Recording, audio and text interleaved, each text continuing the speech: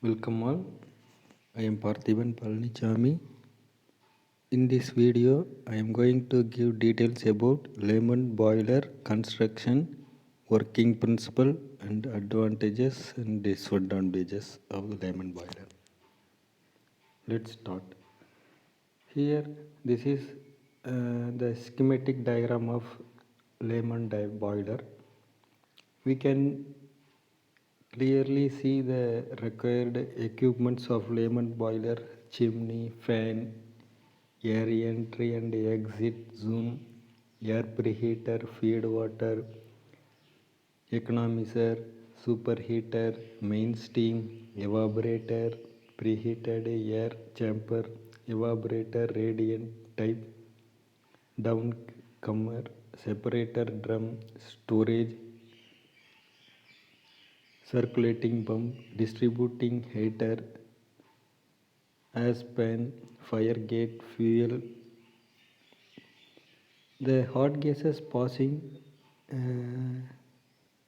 through the economizer and superheater to chimney hole. The flue gas produced from the fire gate, so that the flue gas able to carry the heat through the water tubes. The water tubes catch the fire or the heat from the flue gas. Finally, the water can able to convert into steam from the water. So the steam is further preheated to the superheater zone. Finally, we can achieve the superheater steam. Through that, we can able to run the turbine or steam engine. The Lehman boiler is a high pressure forced circulation water tube boiler with internally fired furnace.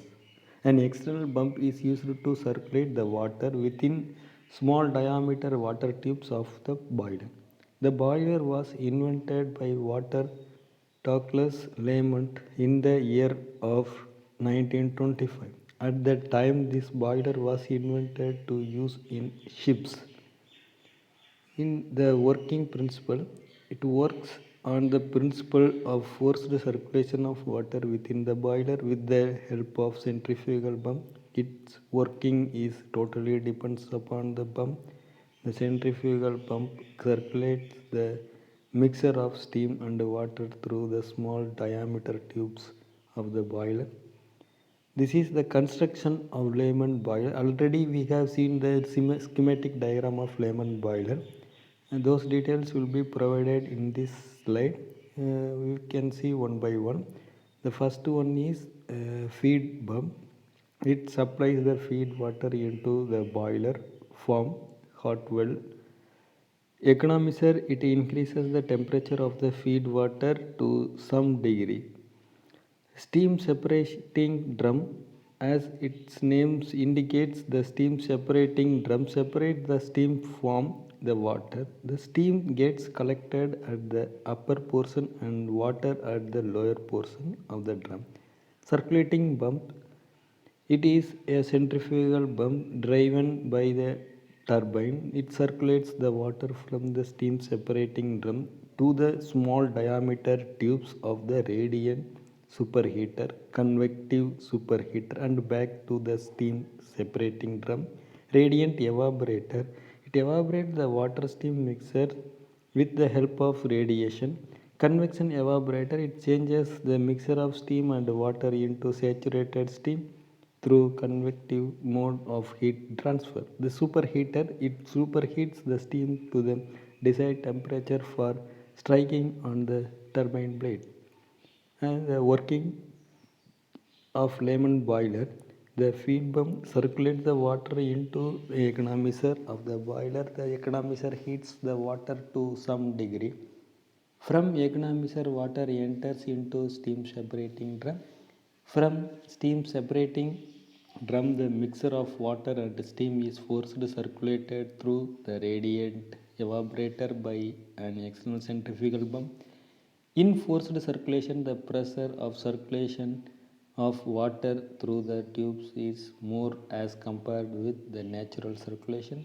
Radiant evaporator heats the water and changes it into steam. Formed radiant evaporator, the water steam mixture passes through the convective evaporator. Here the temperature of the fluid increase and most of the water gets converted into saturated steam, and after that the saturated steam enter into the steam separator drum. The lemon boiler.